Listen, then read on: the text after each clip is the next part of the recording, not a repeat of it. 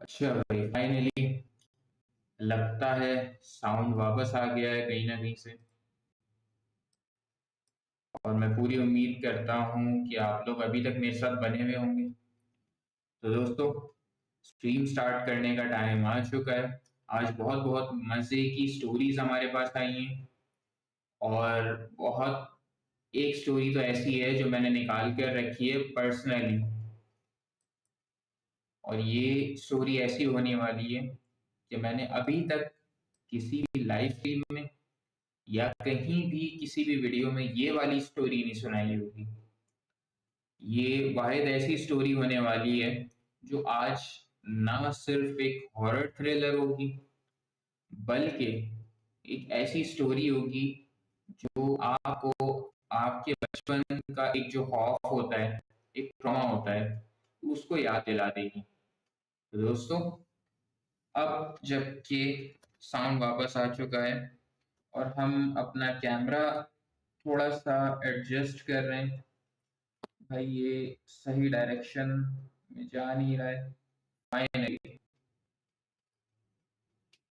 तो भाई, अब हम लोग जो हैं अपनी स्टोरी की तरफ बढ़ रहे हैं। ये हमारी फर्स्ट स्टोरी होगी लाइव स्ट्रीम की। आप लोग अगर इस लाइव स्ट्रीम को देख रहे हैं तो अपनी मौजूदगी का एहसास हमें दिलाएं। हमारी चैट्स, हमारी लाइव्स आपके लिए खुली हुई हैं। ये लो भाई, ये मैं भी वेलकम लिख देता हूँ।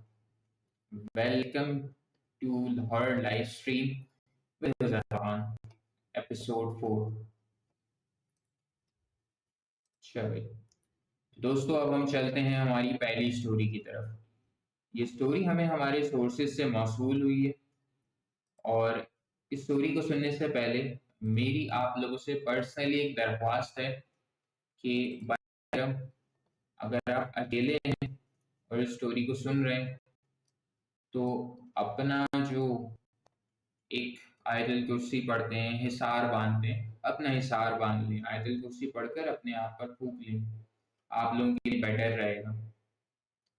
अच्छा भाई दोस्तों, तो फाइनली ये है हमारी स्टोरी।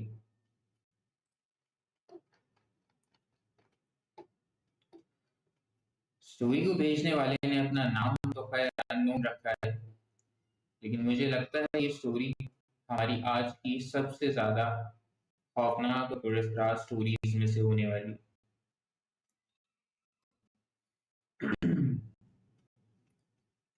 मैं 10 साल का था जब दादी हमारे घर आकर रहने लगी। ये तकरीबन हमारे दादा के इंतकाल के 6 महीने बाद की बात है। मुझे अभी भी ये बात समझ नहीं आती कि मेरी दादी मेरे दादा के इंतकाल के बाद 6 महीने तक कैसे एक अकेले घर में बिना किसी डर खौफ के गुजारती रही, जबकि लोग उनके घर के बारे में ये बातें किया करते थे कि दादी का जो घर है वो हॉन्टेड है। और इस हॉन्टेड हाउस को कई दफा बेचने की कोशिश भी की गई, इसको सेल भी करने की कोशिश की गई, लेकिन ऐसा हो नहीं पाया। स्टोरी में आगे बढ़ते हैं। मेरी वालदा के थोड़े बहुत लड़ाई झगड़ा करने के बाद आखिरकार मेरे वालिद साहब ने उन्हें राजी कर ही लिया। और तब से हमारी दादी हमारे वालिदैन के साथ आके रहने लगी। मैंने इस मामले में कोई रोक टोक नहीं की, क्योंकि दादी थोड़ा लाउड और थोड़ा फनी थी। दादी के पास बहुत सारी ऐसी कहानियां थी जो रोज वो रात को हमें सुनाया करती थी। कई बार तो कुछ ऐसी कहानियां जो हमें खौफ में मुबतला कर देती थी। लेकिन कुछ भी कहो, दादी की तमाम स्टोरीज बहुत मजेदार थी।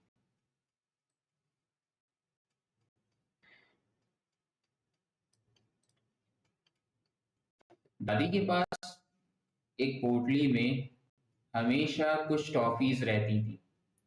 जो टॉफियां वो हमें चुपचाप बिना मेरी वालदा को बताए खामोशी से थमा दिया करती थी।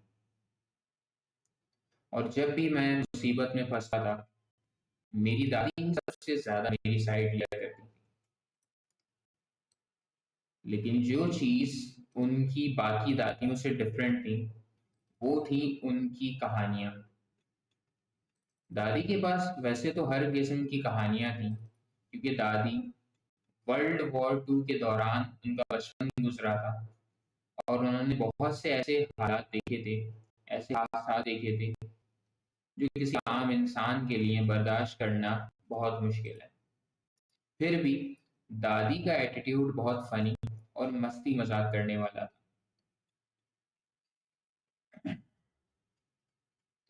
दादी अक्सर हमें वर्ल्ड वॉर 2 की कहानियाँ सुनाती, जब उनके पूरे ख़ानदान को एक शहर से इवैक्यूएट किया गया था। दादी की सबसे ज़्यादा डरावनी कहानियाँ ऐसी थी कि वो आज तक हमें याद हैं। वैसे तो दादी के पास बहुत सारी खौफनाक कहानियाँ भी थी सुनाने के लिए। वो कहती थी जवानी में उन्होंने कभी भी एंटिटीज़, पैरानॉर्मल चीज़ें और इस सार मखलूक का मज़ाक और नहीं उड़ाया, ना ही दूसरों को कभी उड़ाने देना बेहतर समझा। दादी का ज़्यादातर इंटरेस्ट ऊija board, tarot cards, fortune telling, किस्मत का हाल बताना, हाथ पढ़ना, पाम रीडिंग करना, इन सब चीज़ों में था। ज़्यादातर कहानियाँ तो हम हँसकर ऐसा समझते हैं जैसे दादी हमारे साथ कोई मज़ाक कर रही हैं। लेकिन ये बात एक ऐसी कहानी की है जो मैं आज तक नहीं भूला। और इस कहानी में एक ऐसा कैरेक्टर मौजूद है जो शायद आज भी कभी-कभी मेरे ख्वाबों में आकर मुझे हॉन्ट किया करता है।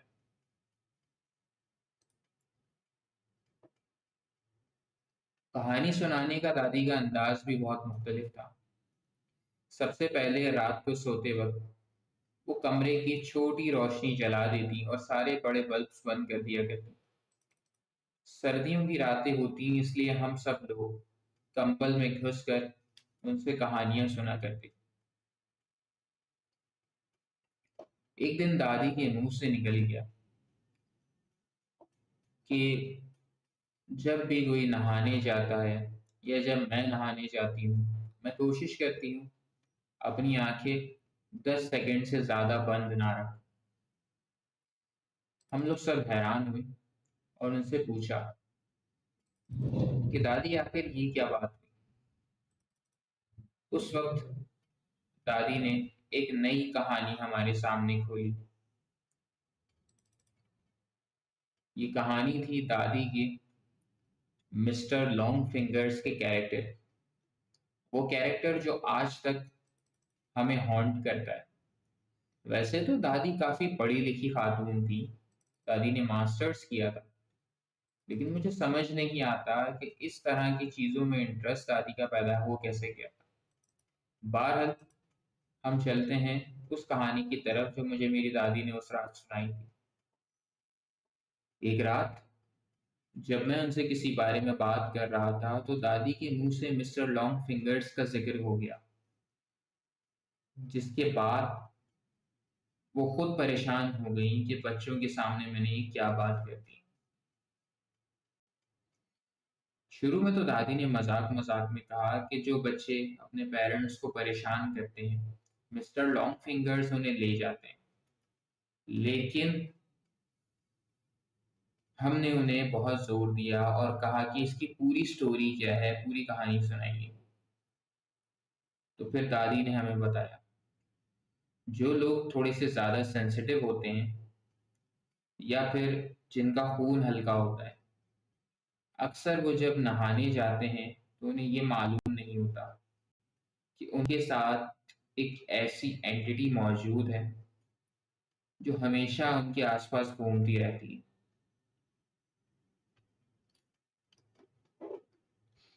कभी-कभी जब ऐसे कमज़ोर लोग या जो लोग जल्दी डर जाते हैं, वो शॉवर ले रहे होते हैं, शॉवर में ज़्यादा वक़्त गुज़ारना, अपनी आँखों को बंद रखना और काफ़ी देर तक, काफ़ी सेकंड्स तक आँखें ना खोलना बहुत ज़्यादा रिस्की हो सकता है। हमने पूछा, दादी शावर लेने में क्या रिस्क हो सकता है? उन्होंने बताया अगर तुम अपनी आंखें बंद कर लो तो 10 सेकंड से ज़्यादा आंखें बंद रखना भी खतरनाक हो सकता है। मैं काफ़ी हैरान हूँ। मैंने पूछा, क्या मतलब? दादी ने मुझे समझाते हुए कहा, तुम कभी प्लेग्राउंड वाला गेम खेलते हो जहाँ कोई अपने पीछे मुड़कर अपनी आंखें बंद कर कर आंखों पे गिनती गिनता है ताकि दूसरे लोग जाकर छुप सकें और वो उन्हें ढूंढ सकें।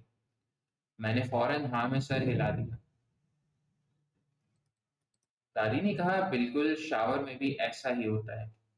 और जब तुम अपनी आंखें बंद कर लेते हो तो वो एक एंटिटी जो तुम्हारे साथ होती है वो इसी तरह काम करती है। मैंने दादी से पूछा, दादी ये एंटिटी क्या होती है?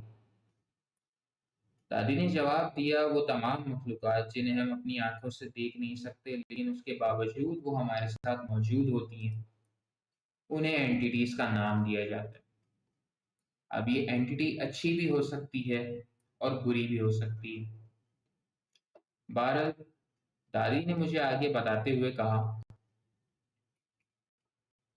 इस एंटिटी के बारे में वैसे तो कोई पूरी तरह नहीं जानता,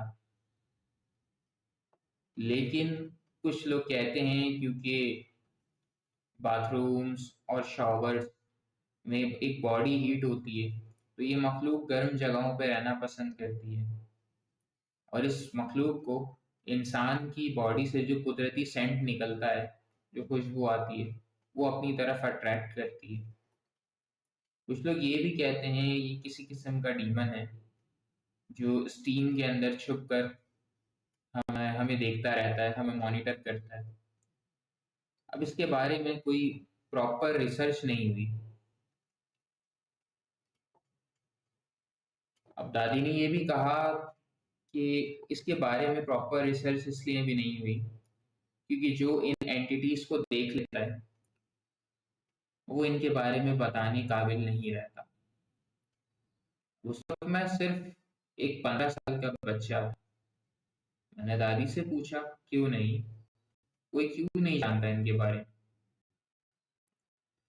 दादी ने बेड पर मेरे पास बैठते हुए मुझसे कहा,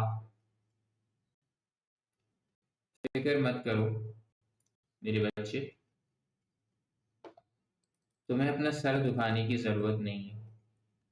बस इस एंटिटी से दूर रहने के लिए कुछ रूल्स होते हैं। अगर आप ये रूल्स फॉलो करोगे तो सब कुछ ठीक रहेगा। मैंने फौरन पूछा, कौन से रूल्स? दादी ने कहा, जब तुम शॉवर में रहते हो या किसी ऐसी जगह पर रहते हो जो कि बंद होती है और वहां अंधेरा होता है तो तुम्हें अपनी आंखें 5 मिनट से ज्यादा या 5 सेकंड से ज्यादा बंद नहीं रखनी चाहिए। 5 से 6 सेकंड तक तो समझ आता है लेकिन उससे ज्यादा नहीं। मैंने दादी से पूछा, वरना क्या होगा? दादी ने जवाब दिया, अगर तुम उससे ज्यादा देर, मिसाल के तौर पे 10 सेकंड तक अपनी आंखें बंद रखोगे तो तुम्हें महसूस होगा कि कमरे में कोई एंटिटी तुम्हारे साथ मौजूद है और तुम्हें देख रही है। और अगर तुम 15 सेकंड तक अपनी आंखें बंद रखोगे तो शायद तुम्हें कोई आवाज भी सुनाई देना शुरू करे। मैंने फौरन पूछा, दादी कैसी आवाज? दादी ने बताया, वॉशरूम या शावर की दीवारों पर फिंगर्स के हल्के हल्के टैप करने की आवाज,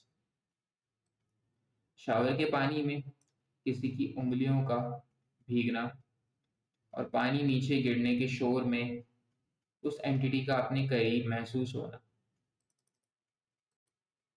और अगर तुमने आवाज सुननी और उसके बाद अगर अपनी आंखें खोल दी तो वो एंटिटी तुम्हें अपने साथ ले जाएगी। दादी ने मुझसे फौरन कहा कि कसम खाओ अगर कभी ऐसा हो तो तुम अपनी आंखें नहीं खोलोगे। मैंने दादी की हाँ में हाँ मिलाई और फौरन दादी से कहा कि आपको परेशान होने की जरूरत नहीं, मैं ऐसा कुछ नहीं करूंगा और वो मिस्टर लॉन्ग फिंगर्स मेरे करीब भी नहीं आ सकता। बज़ाहिर तो मैंने बहादुर बनने की काफी कोशिश की लेकिन उस कहानी ने मुझे काफ़ी डरा कर रख दिया था। उस कहानी के बाद मैं रात भर सो नहीं सका। हर मर्तबा जब मैं अपनी आँखें बंद करता, तो मुझे ऐसा महसूस होता कि मेरे साथ मेरे कमरे में कोई मौजूद है। और आखिरकार जब भी मैं सोने की कोशिश करता और सो भी जाता, तो मुझे कोई ना कोई बुरा ख्वाब आता। ये बात पूरे हफ्ते चलती रही, जब मुझे पूरे हफ्ते तक अजीबो-गरीब ख्वाब आते रहे। मेरी आँखें काफ़ी लाल हो गईं। आखिरकार एक दिन मेरी वालिदा ने मुझे बेड पे लेटाते हुए मुझसे पूछा कि भाई, तुम्हारे साथ मसला क्या है? कि तुम्हारी आँखें लाल क्यों हैं? उस वक़्त मैंने फ़ौरन अपनी वालिदा को दादी की वो सुनाई गई कहानी बताई। मेरी वालिदा ने फ़ौरन मेरे वालिद साहब को जाकर सारी बात बता दी। उन्होंने काफ़ी शोर-शराबा किया और कहा, मेरे वालिद को बताया कि अपनी वालिदा से कहो, इस तरह की बातें, इस तरह की कहानियाँ बच्चों को ना सुनाया करें। वो लोग डर जाते हैं। ज़्यादा देर नहीं गुज़री थी कि मेरे फ़ादर ने उनकी हाँ में हाँ मिलाई और अगले दिन दादी मेरे पास आकर बैठ गईं। दादी पहले खामोशी से मुझे देखती रहीं, जैसे उनको मुझ पर तरस आ रहा। अब क्या होता है कि मैं दादी से पूछता हूँ कि दादी क्या हुआ? दादी पहले तो कुछ सेकंड खामोश रही। फिर दादी ने मुझसे कहा, तुम्हें पता है ना बेटा, मैं तुम्हें किसी भी मॉन्स्टर से कोई नुकसान नहीं पहुंचने दूंगी। तुम्हें मुझ पे भरोसा है ना? मैंने दादी की हाँ में हाँ मिलाई। उनसे कहा कि हाँ दादी, मुझे पता है। दादी ने फिर मुझसे पूछा, तुम जानते हो ना बेटा, तुम मेरे सबसे लाडले बच्चे हो और मैं कभी नहीं चाहूंगी कि तुम्हारे साथ कुछ बुरा हो। मैंने फिर दादी से कहा कि दादी मुझे पता है। शायद मेरे वालिद साहब ने दादी को कुछ खरी-खरी सुना दी थी। इसी वजह से वो मायूस हो गई थी। दादी ने कहा कि ठीक है,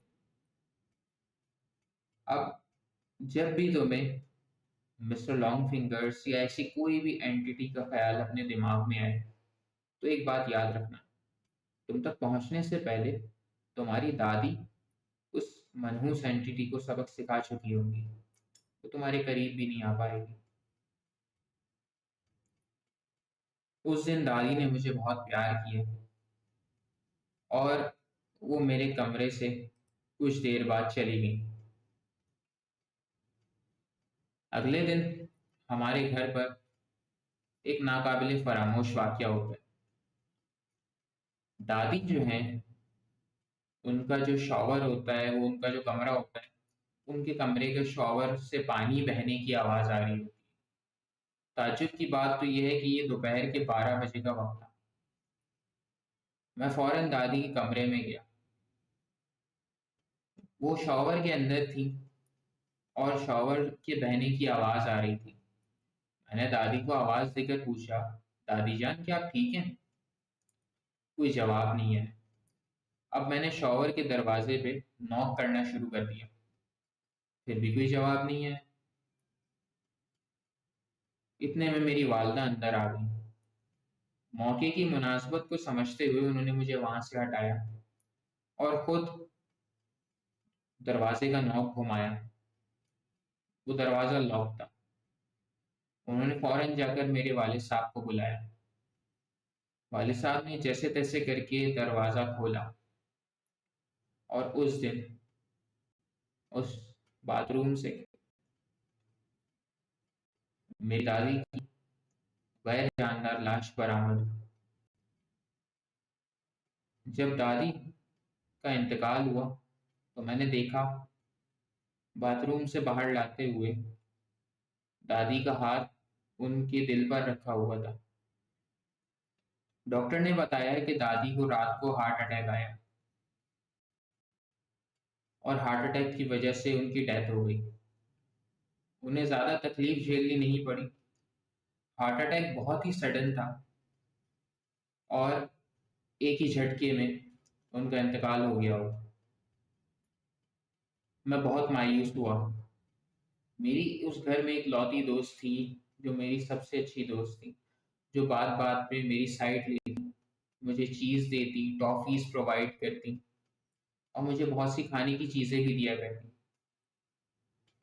उस दिन जो हुआ, उस वाक़ये ने इतना गहरा सदमा, इतना गहरा ट्रॉमा मुझे दिया, जिसके बाद मेरा नॉर्मल रहना कुछ दिनों तक बिल्कुल ही ख़त्म हो गया। मैं चुपचाप एक कोने में बैठा रोता रहता, अपनी दादी को याद करता रहता और ये सोचता रहता कि शायद मिस्टर लॉन्ग फिंगर्स ने दादी की बात सुन ली होगी। अब होता क्या है, एक दिन रात मेरी दादी ख्वाब में आती। मेरी दादी बहुत खुश थी और मुझसे कह रही थी कि बेटा तुम अपना ख्याल क्यों नहीं रखते हो? तुम मेरे सबसे लाडले बेटे हो और अपना ख्याल रखोगे तो मुझे खुशी होगी। मुझे मायूस करने की कोशिश ना करना। शायद मेरी दादी मुझे अपने जाने के बाद भी अपने होने और अपनी मोहब्बत और अपने खुलूस और अपनी दुआओं के साथ होने का एहसास दिला रही हैं। ये वाक़या मेरे बचपन का एक ऐसा वाक़या था, जिसके बाद मेरी ज़िंदगी का रुख बहुत चेंज हुआ और पैरानॉर्मल चीज़ों में, एंटिटीज़ में मेरा इंटरेस्ट बिल्ड हुआ। इस इंटरेस्ट के बिल्ड होने के साथ मैं पैरानॉर्मल चीज़ों जैसे fortune telling, ouija board, entities, इन चीज़ों के बारे में पढ़ने लगा और मुझे अंदाज़ा हुआ कि जो कहानियाँ दादी सुनाया करती थीं, उन कहानियों में कुछ न कुछ पहलू सच्चाई के भी थे। तो दोस्तों, ये एक स्टोरी जो हमें हमारे एक सोर्स से मौसूल हुई थी। अगर आप लोग चाहें तो आप लोग भी अपनी स्टोरीज़ मुझे मेरे चैनल पर बाय ईमेल और व्हाट्सएप का जो नंबर है और जो ईमेल है वो इस स्ट्रीम के नीचे आपको नज़र आ रही होगी। तो बराए करम अगर आप लोगों को अपनी स्टोरी शेयर करनी है, तो मेरे साथ मेरे ईमेल पे या फिर व्हाट्सएप पे वॉइस नोट की सूरत में मुझे भेज सकते हैं। It's all okay. और दोस्तों, उम्मीद है आप लोगों को ये स्टोरी भी पसंद आई होगी। अच्छा दोस्तों, क्या कभी आप लोगों ने ऐसा महसूस किया है कि एक कमरे में आपके अलावा और भी कोई चीज़ मौजूद हो? या फिर कभी ऐसा लगा हो कि जिस घर में आप रह रहे हैं, उस घर में सिर्फ़ आप नहीं रह रहे हैं, आपके अलावा भी कोई चीज़ वहाँ मौजूद है? अगर ऐसी कोई कहानी, ऐसा कोई वाक़या कभी आप लोगों के साथ पेश आया हो, तो भाई का व्हाट्सएप इनबॉक्स, ईमेल इनबॉक्स सब हाज़िर है। मुझे अपनी स्टोरीज़ भेजो ताकि मैं लाइव स्ट्रीम में शेयर करूँ और मेरी लाइव स्ट्रीम अगर आप लोग देख रहे हैं तो इसको लाइक ज़रूर करें। और जो लोग इस लाइव स्ट्रीम के ख़त्म होने के बाद इस वीडियो को देख रहे हैं, वो स्ट्रीम पे अपना लाइक छोड़कर, अपना एक कमेंट छोड़कर अपनी मौजूदगी का एहसास ज़रूर दिलाएँ। क्योंकि अक्सर हमारे आस-पास बहुत सी चीज़ें होती हैं, जो हमें अपनी मौजूदगी का एहसास नहीं दिला पाती।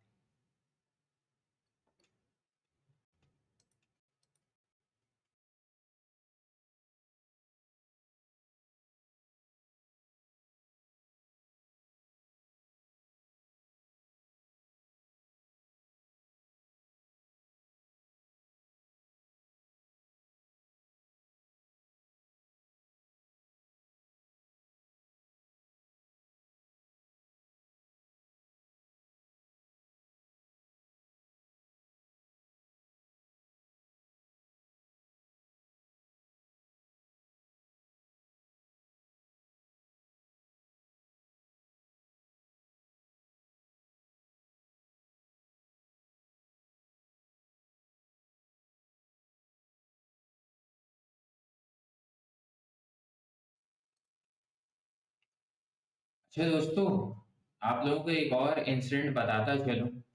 ये मेरे करीबी दोस्त के साथ पेश आया। जिसके गवाह मेरे बाकी कुछ दोस्त भी हैं। तो ये एक सच्चा वाक़या है। वाक़या ये कि ये गिलगित की साइड से ट्रैवल कर रहे थे और काफ़ी पहाड़ी इलाका है जहाँ ये ट्रैवल कर रहे थे और रात का वक़्त था। इनको समझाया भी गया था कि भाई रात के टाइम ट्रैवल नहीं करना 12 बजे के बाद, लेकिन इनका दिमाग उस टाइम काम नहीं किया। इनको कहीं ज़रूरी पहुँचना था सुबह में, तो ये निकल पड़े साहब।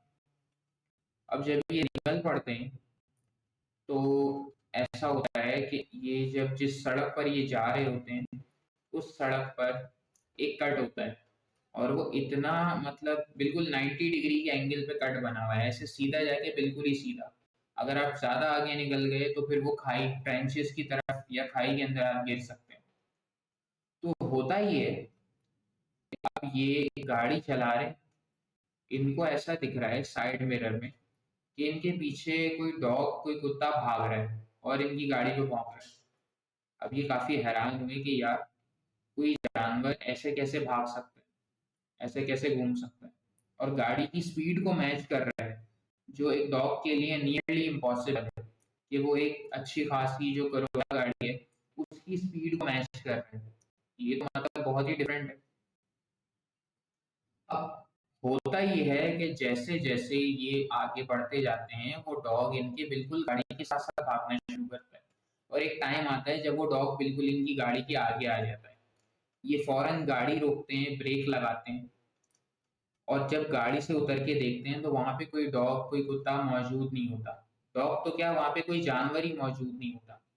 लेकिन जब ये आगे टॉर्च मारते हैं तो देखते हैं कि वो आगे जहाँ ये जा रहे होते हैं वहाँ रोड खत्म हो चुका होता है, वहाँ एक कट होता है और जिस सड़क पर ये जा रहे होते हैं अगर वो डॉग इनके आगे नहीं आता तो ये खाई में गिर जाते हैं। मतलब यूनिवर्स और नेचर हमें किस किस तरह के अजूबे दिखाता है अपनी लाइफ में कि भाई आप किस तरह इस यूनिवर्स में रह रहे हो, आपकी अपनी हस्ती एक जर्रा बराबर भी नहीं है। अगर आप वाकई इस यूनिवर्स को एक्सप्लोर करो तो आप लोगों को पता चले कि भाई इस यूनिवर्स में कितनी ऐसी मखलूक़ात मौजूद हैं जिनके बारे में इंसान को अभी तक पता ही नहीं था। ऐसी ही मखलूक़ात के बारे में बात करते हैं हम इस लाइव स्ट्रीम में।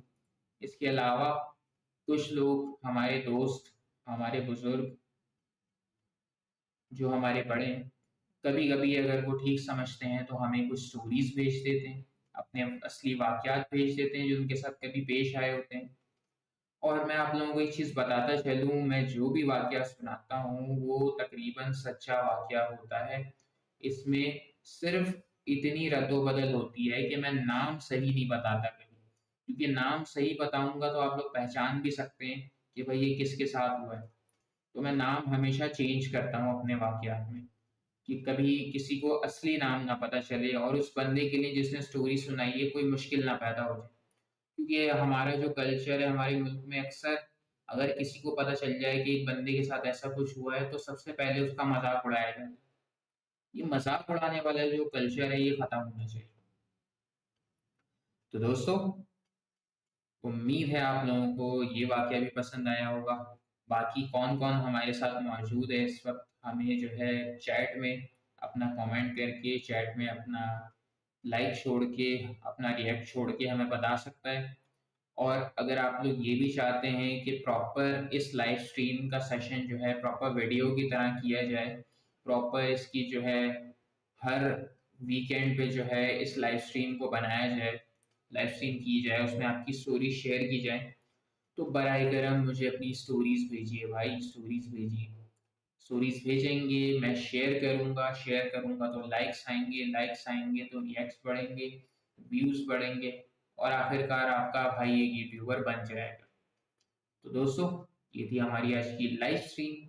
उम्मीद है आप लोगों को बहुत पसंद आई होगी और अगर वाक़ई पसंद आई, आप लोग अभी तक इसको सुन रहे हैं, तो भाई अपना एक लाइक छोड़ के और एक सब्सक्राइब टैब करके हमें अपने होने का एहसास ज़रूर दिलाइएगा।